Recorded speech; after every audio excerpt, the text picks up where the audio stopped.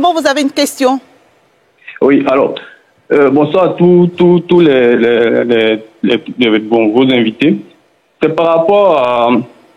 On a vu récemment Jean-Marie Bockel, le responsable France en Afrique, le responsable Afrique, je crois, à l'Élysée, devant le Sénat français, qui disait que quand il y a eu la crise au Niger, en l'espace de quelques heures, ils ont pu réunir 2000 hommes en Côte d'Ivoire. Et quand on prend la déclaration de M. Tiani, et par rapport à l'interprétation que l'analyse que vous faites sur le plateau, vos invités font sur le plateau, on a l'impression que cette déclaration est fausse. Ils cherchent un ennemi. On est d'accord. À l'époque, pendant la crise, on disait pratiquement la même chose. Les Nigériens cherchent un ennemi, la Côte d'Ivoire, les Burkinabés et autres. Ils cherchent un ennemi. Ils se font un ennemi pour pouvoir galvaniser les peuples, les mettre de leur côté. Je parle des dirigeants.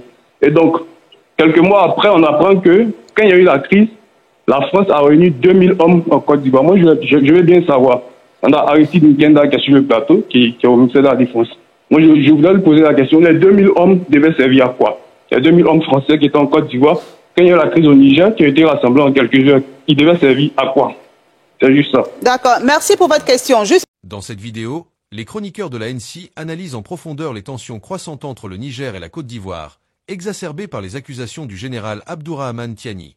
Selon le chef de la transition nigérienne, Abidjan aurait facilité la formation d'agents subversifs pour déstabiliser le Niger. En réponse, la Côte d'Ivoire a publié un communiqué jugé ferme mais controversé par certains analystes, notamment pour sa tonalité qualifiée d'ironique et polémique. Le débat a été enrichi par l'intervention de M. Mombo, téléspectateur de Dabou, qui a soulevé une question essentielle.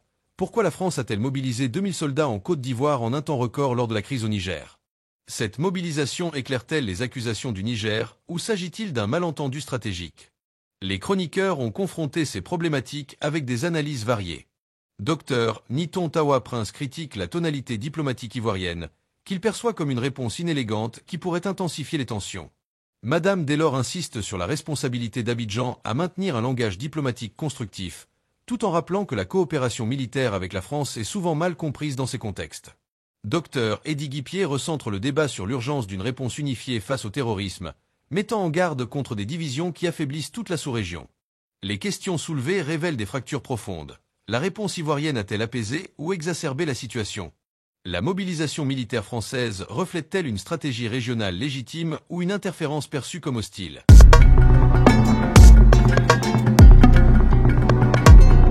Qui veut réagir rapidement avant de donner la parole. En fait, parler des tonalités dans le test ne veut pas dire que c'est un communiqué irresponsable. Donc, on ne peut pas mettre la responsabilité à côté. Il faut faire l'analyse du test. On est d'accord finalement de dire que la chute est ironique et que le ton est polémique parce que justement, cette polémique répond à des accusations. Donc, c'est important de le signaler. Si on veut analyser un test, on ne peut pas le lire simplement du regard, mais il y a la portée sémantique qui est importante de relever. Et sur ce point, je voudrais insister. Je n'ai pas dit que ce communiqué est irresponsable, mais je parle de la tonalité qui démontre justement les tensions entre ces différents pays-là. D'accord, mais si son analyse n'était pas dans ce sens de l'irresponsabilité. Aristide Nkenda. Pour revenir à Nesmond, il y a une différence entre l'irresponsabilité et l'inélégance. C'est ça. Hein? Vous avez parlé d'un discours inélégant, d'un communiqué inélégant. Et quand on connaît le parcours de celui qui a rédigé le discours, mais surtout Non, je n'ai pas parlé de justement, je dis qu'il y a... Vous avez dit inélégant. L'inélégance, il existe. Quand on analyse les faits, il y a une inélégance justement diplomatique. À quel niveau le communiqué devant nous? Lui-même, mais au-delà du test, il faut aller au-delà du test, des faits, des acteurs en présence. Quand depuis des mois ou bien 1 an, 2 ans, les autorités de l'AES accusent les Ivoiriens, les dirigeants ivoiriens, et qu'il y a des passes d'armes, on le voit, depuis il n'y avait pas de sortie, maintenant qu'il y a une sortie, mais... C'est inélégant sur le plan diplomatique. Je veux dire, on assiste à des accusations. Je n'ai pas fini. Il y a le test lui-même qui a cette tonalité. Et ça, il y a une nuance. D'accord. Non, laissons Aristide Nkenda terminer, s'il vous plaît, pour qu'on se comprenne. Puisque vous avez parlé... Là, on est sur la forme, le ton du communiqué. Des intérêts. Vous avez parlé des intérêts. Vous savez, il y a un général en deuxième session qui s'appelle Jean-Bernard Pinatel, qui est le patron de LP Conseil, je parle sous le contrôle de Guipier, qui disait en 2014 à un journal justement en ligne, d'Independencia, que les décisions des États sont déterminées par leurs intérêts permanents. Et ces intérêts permanents sont déterminés par des facteurs principaux d'ordre politique, économique, humain et et même géographique. Vous avez rappelé, mais comment vous pouvez expliquer, chère sœur, comment vous pouvez expliquer que des gens qui décident de rompre avec les voisins, alors que vous savez pertinemment que le terrorisme, c'est une guerre asymétrique. Il faut donc maintenir le contact pour même au moins échanger des renseignements. Mais c'est tout ça l'inélégance. Laissez-le terminer, laissez-le terminer. Non, mais s'il vous plaît, madame, messieurs, laissez-le terminer. Et vous êtes journaliste. Oui. Vous avez été pendant longtemps dans l'investigation. Est-ce que ça vous permet vous-même de vous renseigner pour voir si, en Côte d'Ivoire, il y a des entraînements de troupes clandestins, des entraînements clandestins de troupes. Laissez-le terminer, sinon on ne va pas se comprendre. Parce qu'en fait, j'ai le sentiment que je n'ai pas été comprise. Je parle de la situation qui est inélégante. Je ne parle pas des personnes. Vous m'entendez? Parce qu'il faut bien écouter quand on parle. Je parle de la situation. C'est dommage qu'en Afrique de l'Ouest, aujourd'hui, on en arrive là. C'est cette situation que je juge inélégante. D'accord, Nesmond Delors, merci. C'est moi qui distribue la parole jusqu'à preuve. Non, mais c'est important parce que je ne peux pas accepter aussi des... Non, mais je ne veux pas parler. Laissez-le terminer et ensuite on va évoluer, sinon on va passer tout le temps de l'émission. Mais on peut le laisser quand même terminer, sinon on ne va pas se comprendre. Comme je disais, les décisions des États sont déterminées par les États. Merci de ne pas vous interrompre, sinon ça nous fait refaire en fait le débat, parce qu'il sera obligé de répéter ce qu'il a dit. Il a expliqué, docteur, ils sont dans une quête de légitimité. Et parce qu'ils recherchent une certaine légitimité, ils font feu de tout bois.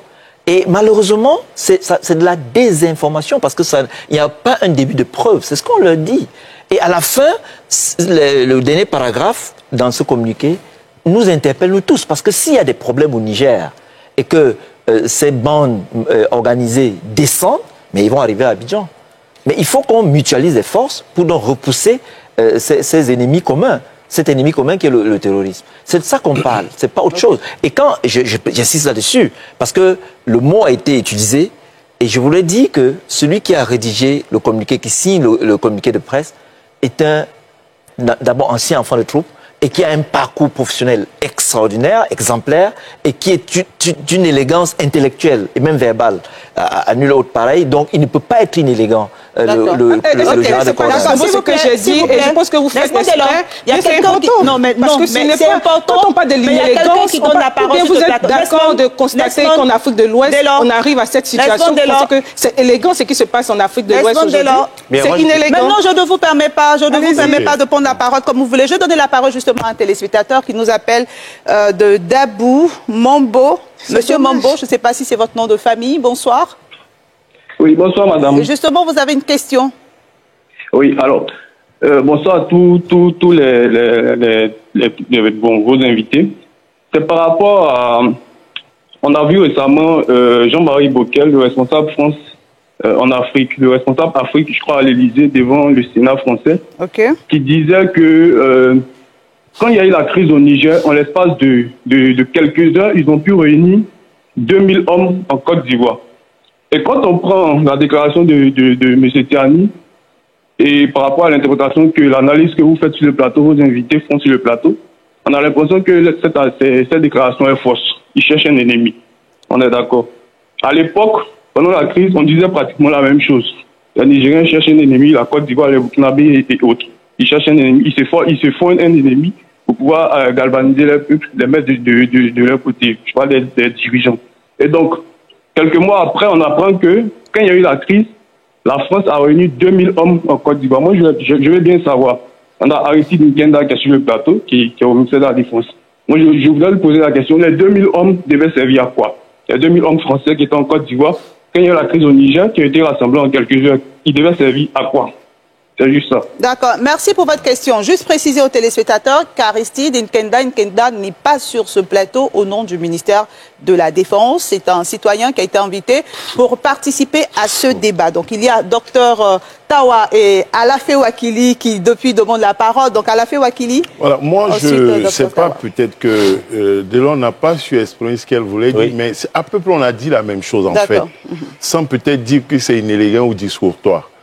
Le général Tiani a rang de chef de l'État du Niger, le président de la République. Il est chef de transition. Si le porte-parole civil du gouvernement parle, il va dire le président de la transition, l'autorité de la transition. Il ne va pas dire le chef de la junte. Le général, chef d'état-major, le désigne comme le chef de la junte. C'est peut-être ce qu'elle a voulu dire. C'est ce que nous aussi on a dit. Okay. C'est quand même le chef d'une transition qui parle. Il la rend le chef de l'État, mais c'est un chef d'état-major qui lui répond. Peut-être c'est les mêmes choses qu'on a constatées. Pour dire qu'on n'a pas le temps pour lui, peut-être elle a dit l'inélégance, ça a pu choquer. Elle n'a pas dit irresponsable, mais je pense que ce qu'on a exprimé, c'est à peu près ce qu'elle a dit. Deux, lorsqu'elle dit que le général veut savoir qui finance les terroristes, mais il a fait le coup d'État pour ça, non? Un an après, il vient à la télévision pour se poser la même question, mais il a échoué à trouver la réponse. C'est pour ça qu'il a fait le coup d'État. C'est parce qu'il y avait le terrorisme qu'ils ont fait un coup d'État. Parce qu'il disait que le président Bazoum n'était pas à mesure de mettre fin à la rébellion. Ils ont fait le coup d'État, ils ont chassé les Français en disant qu'ils les finançaient, ils les aidaient même sur place, sur le terrain. Il n'y a plus d'armée étrangère, il n'y a plus de Français. Et encore, ils se posent des questions. On pensait que eux allaient arriver 6 mois après, quelques temps après, ce serait fini. Mais c'est encore là. Et ils se posent ce genre de questions. S'agissant de ce que l'auditeur, le téléspectateur a dit, il a interpellé directement Aristide, mais je souhaiterais peut-être qu'il faut que des recherches soient faites et qu'on nous explique les 2000 personnes, c'était dans quel contexte. Est-ce que c'était lorsqu'il a été dit qu'il fallait une intervention armée, c'était les 2000 personnes qui étaient mobilisées attendant le feu vert de la CEDEAO et des troupes de la CEDEAO pour apporter assistance? Si c'est cela, l'attaque n'a plus eu lieu, les gens sont rentrés chez eux. C'était dans la même période peut-être, mais ce n'était pas une opération pour aller renverser et déstabiliser le Niger. Ouvertement, la CEDEAO voulait agir. Elle n'allait pas se cacher, passer nuitamment comme des rebelles. Elle a dit qu'elle devait faire une opération. Et après, elle a écouté d'autres voix qui ont dit qu'il fallait une solution diplomatique et elle a renoncé. Donc, elle n'est pas dans un plan après pour déstabiliser le Niger en cachette. D'accord. Docteur Tawa. Oui, moi, je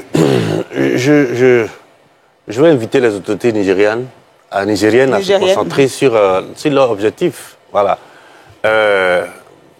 Moi, je faisais partie de ceux qui pensaient que la CEDEAO ne devait pas intervenir militairement au Niger. Ça n'a pas eu lieu, tant mieux. Ça fait 1 an que le général Tiani est au pouvoir et qu'il détient devant lui le président Bazoum pour lui se protéger, en fait, en réalité. Mais maintenant, ça va. Il y est, ça fait 1 an. Moi, je l'invite. Et je crois que ce qu'on dit, il faut qu'il comprenne que nous ne sommes pas heureux que le Niger ou bien l'AES n'arrive pas à mettre fin au terrorisme. Loin s'en faut. C'est clair que c'est un problème transnational, le terrorisme. Si, en tant qu'État, le Niger arrive à contenir le terrorisme et à l'éradiquer, ben, tant mieux. C'est d'ailleurs une fonction régalienne ou une responsabilité régalienne. C'est surtout pour ça que les militaires de l'AES ont dit que les autorités civiles n'avaient pas la compétence ou bien n'arrivaient pas à le faire. Si elles le font, oui, tant mieux, et puis on passe à autre chose. Mais rester là à chaque fois à accuser les autorités d'Abidjan, je pense que c'est une perte de temps, c'est de l'énergie gaspillée qui aurait pu servir à autre chose. Il faut passer à autre chose. Maintenant, nous sommes toujours dans le même espace de la CEDEAO, même s'ils ont quitté l'environnement. Mais il y a toujours la possibilité de coopérer. Rappelez-vous, cette belle opération Komoé, finalement étouffée à cause de ces différents coups d'État. Moi, je pense qu'on peut aller au-delà, et c'est ce que la CEDEAO a démontré. Vous êtes en colère, c'est vrai, on vous laisse un temps de réflexion. Si, et c'est ce qui est souhaitable, les autorités entendent raison et reviennent, on discute et puis on passe à autre chose. Mais c'est une perte de temps très constante que d'accuser à chaque fois les autorités d'Abidjan. Et regardez effectivement le timing de l'accusation. Et comme ils l'ont dit, c'est juste après que la CEDEAO, de façon responsable, a dit, écoutez, bon, on prend acte de votre volonté de partir, mais la porte reste toujours ouverte. Et je pense qu'en le faisant, la CEDEAO s'instruit d'une expérience, on va dire, je n'ai pas envie de dire de désertion, mais de dénonciation. La Mauritanie a quitté la CEDEAO. Toute, on va dire, la classe politique mauritanienne était d'accord, mais en 1999, ils tapent à nouveau à la porte. Peut-être c'est justement cette expérience-là qui fait que la CEDEAO, on va dire, est encore plus élégante, elle laisse la possibilité de revenir. Il ne faut pas qu'ils y voient des coups d'État en préparation. Ok, 30 secondes, Desmond Delors. Oui. Alors, je voudrais rassurer qu'on est tous d'accord ici voilà. pour observer que ce qui se passe au Niger ou dans les autres pays, justement, c'est pour détourner l'attention. Ça, on est tous d'accord là-dessus. D'ailleurs, même le contexte au Niger en ce moment, tout le monde attend les dates des assises nationales qui vont donner le calendrier clair et précis, justement, du retour à l'ordre constitutionnel. Donc, on l'attend. Certainement, c'est pour détourner. Mais je veux dire, c'est pas parce que aussi que c'est pour détourner l'attention qu'il ne faut pas regarder la question du financement du terrorisme qui va au-delà du Niger. Nous sommes tous menacés et c'est important. Je pense que M. Guipier, ici, qui travaille sur ces questions sécuritaires, même on s'inquiète et on surveille nos frontières. Donc c'est important d'avoir des enquêtes indépendantes pour avoir plus d'informations au-delà de la question du Niger. D'accord. C'est sur ça que je voulais quand même donner en 2 minutes et on va conclure sur le sujet. Quand un État, nous sommes des États sérieux et nous faisons des choses pendant la journée et pas dans la nuit. Et c'est pas la première fois que des États se mobilisent des troupes pour envoyer dans des missions. On a vu des missions, nous sommes allés en Centrafrique et tout ça, donc c'était au vieux sur tout le monde. Donc je vois pourquoi les gens s'inquiètent. Nous sommes des États sérieux. Le président de la République et le chef suprême des armées, il dit ce qu'il fait, il fait ce qu'il dit. Docteur Eddy Guipier, non, juste, en 30 secondes. En 30 secondes, si c'est possible. Je pense qu'on est en train de faire chorus. Hein. Lisez bien cette déclaration, hein. Dans la déclaration, cette phrase. Les forces de Côte d'Ivoire, fidèles à leur tradition, à leur longue tradition de coopération avec les pays de la sous-région, demeurent engagées à continuer à apporter leur contribution à la paix et à la stabilité régionale. Donc, il y a quand même une porte de sortie. C'est pour ça que j'en appelle à un discours qui est modéré, qui est responsable, qui est ouvert. Et puis, juste, je voulais dire que tout à l'heure, j'avais dit que le Mali avait quitté la CEDEAO. Non, c'était plutôt lui et moi. C'était juste pour...